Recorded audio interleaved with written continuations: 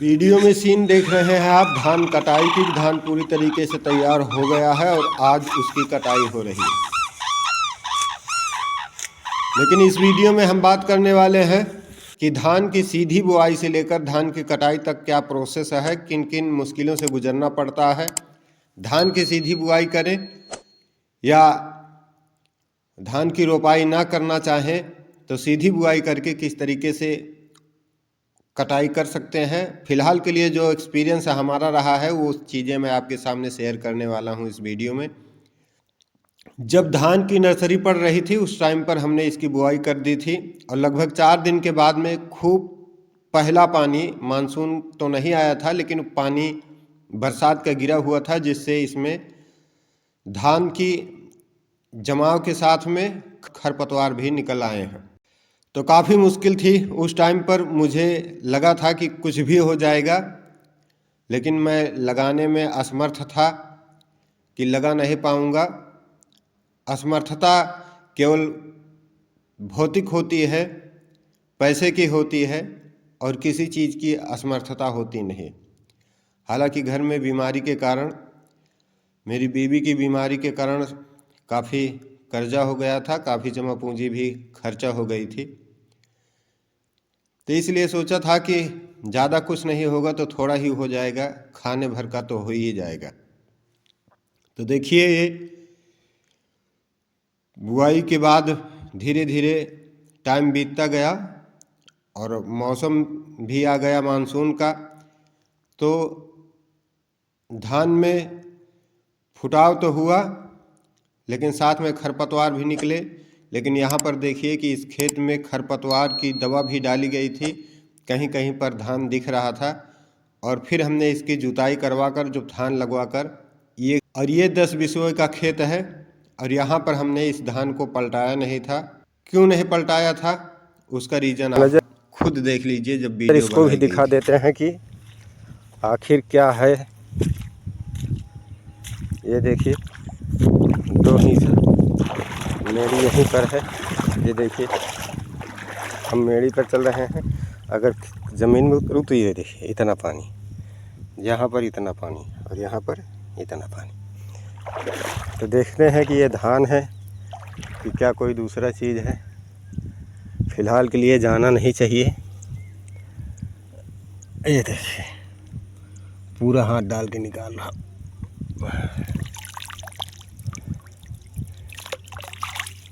ये धान है भाई, धान। अब यहाँ तक तो सब कुछ सही था, लेकिन धान की सीधी बुआई में एक चीज़ का नियंत्रण आप नहीं कर सकते हैं। दवा डालकर खरपतवार का नियंत्रण कर सकते हैं, लेकिन जो अनवांटेड धान के पेडीसीड्स होते हैं, जैसे लमेहरा हमारे यहाँ जो बोला जाता है, और उसके बाद में नदी नालों में खर हो जाता है जिसे पसाही बोला जाता है, खर्चे की वजह से वैरायटी में आता है, लेकिन वो आपके काटने तक आपका साथ नहीं देता है। और फिर इतना दिमाग लगाया था कि तो अगर इसको, संभावना थी, क्योंकि इन लोगों का 15 दिन, लगभग 15 दिन पहले लग चुका था और इनसे 20 दिन पहले हम इसकी बुआई कर चुके थे। ठीक है, पड़ा रहेगा तो हो सकता है कि 20-25 दिन पहले। नहीं ज़्यादा होगा तो थोड़ा तो हो ही जाएगा। अगर इसके तरीके से इसको लगाने का फिर से प्रयास करते तो शायद यहाँ पर जो आप इधर देख पा रहे हैं एक आध दो कल्ले, यहाँ पर एक भी कल्ला आपको नज़र नहीं आता। क्योंकि छोटा पेड़ होता, नाजुक पेड़ होता तो वो ऐसे अचानक से पानी गिरता तो गल जाता। तो हमने थोड़ा सा दिमाग लगाया कि कोई नहीं, बुआई का होगा तो सही, अब उसमें नहीं होगा तो सही। चलिए, खर्चे से तो हम बचत में ये आए थे। एक खर्चे इसको तो आप देख ही रहे हैं कि हमें इसको लगवाने का खर्चा नहीं पड़ा था। जो लेबर लगती है उसको लगवाने का खर्चा नहीं पड़ा था। और धान तो आप देख पा रहे हैं, अभी धान ही बोलेंगे कि ये बहुत अच्छा है, ग्रोथ कर रहा है और बगल में जो भी हैं उनसे बेहतर है। नहीं फुल प्रोडक्शन होगा तो 70-80% तो होना ही चाहिए। इस उम्मीद के साथ में हमने इसको छोड़ दिया था, लेकिन आने वाले टाइम पर जब इसमें बढ़वार शुरू हुई, ग्रोथ शुरू हुई, तो ये पूरा का पूरा गिर गया था, क्योंकि पानी अचानक से भर जाने के कारण में इसमें अरे उनके बांधा न जाए वह घुसाता है गाड़ दी। था। और हमने इसकी ग्रोथ के लिए इसमें डाल दिए था थोड़ा सा यूरिया, लगभग 10 बिस्वे में 8 से 9 kg रहा होगा। और उतनी ही ग्रोथ में, उतने ही यूरिया में ये हाइट ले लेता है बहुत, और इसमें लम्हेरा बहुत होता है।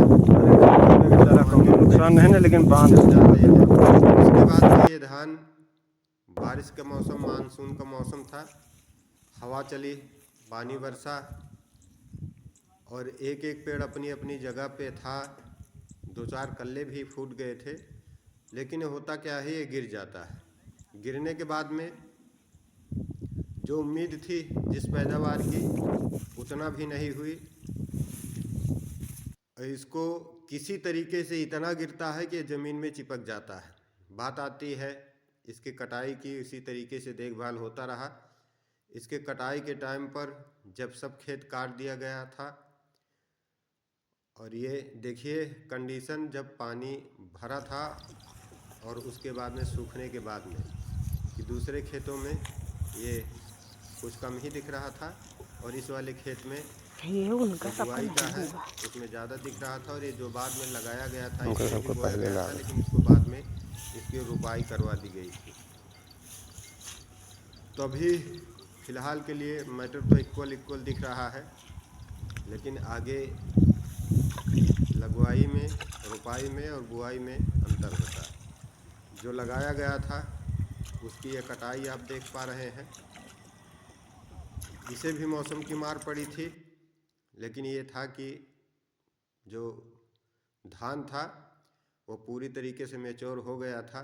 लगातार 6 से 7 दिन की हल्की बूंदाबांदी और साथ में हवाएं ना भी चलती तो पेड़ में ऊपर की साइड में धान का वजन हो गया था और गिर जाता है। हालांकि गिरने से ज़्यादा नुकसान नहीं हुआ था। ये आप देख पा रहे हैं कि जो हमने 10 बिस्वा छोड़ा था उसको पलटाया नहीं था, बुआई के भरोसे ही छोड़ा था। तो वहाँ पर लगभग एक बार में यहाँ पर 20,000 की धान सेल की गई थी इतने खेत से, लगभग 10-12 बिस्वे से। और इस बार में 20,000 नहीं, 20 बोरी भी नहीं, लगभग 5 से 7 बोरी इसमें मैं निकाल पाया था। बाकी अब ये टाइम हो चला था लगभग 8 से 9 दिसंबर, और जिस दिन इसको खेत को साफ़ किया कहीं इधर उधर जला दिया। जलाना तो नहीं पड़ता, लेकिन वो इतना चिपक गया था कि अगर हम गेहूं का सीड्स डालते तो वो अंकुरित भी ना होता, वो ज़मीन तक टच भी नहीं होता। तो इसको किसी तरीके से जलाकर हल्का फुल्का किया गया, कहीं पर काटा गया, कहीं पर वैसे भी नहीं, जलाया भी नहीं गया था।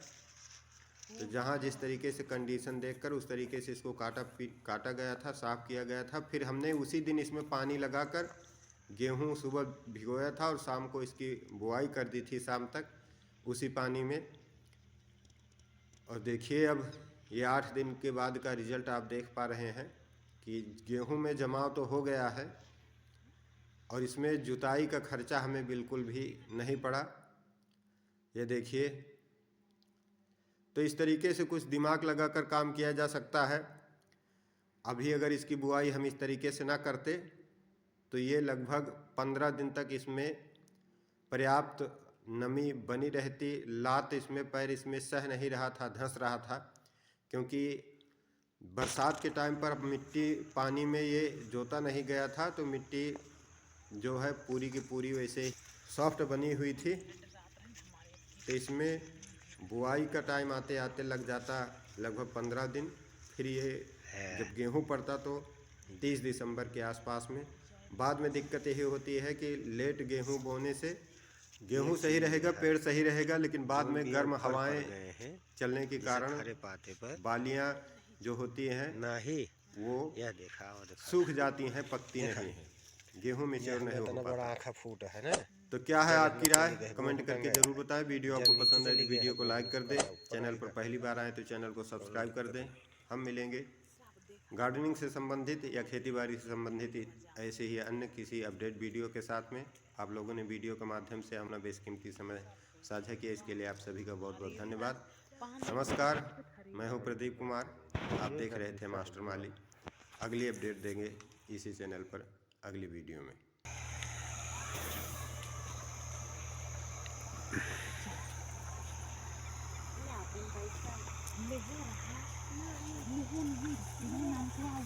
नहीं,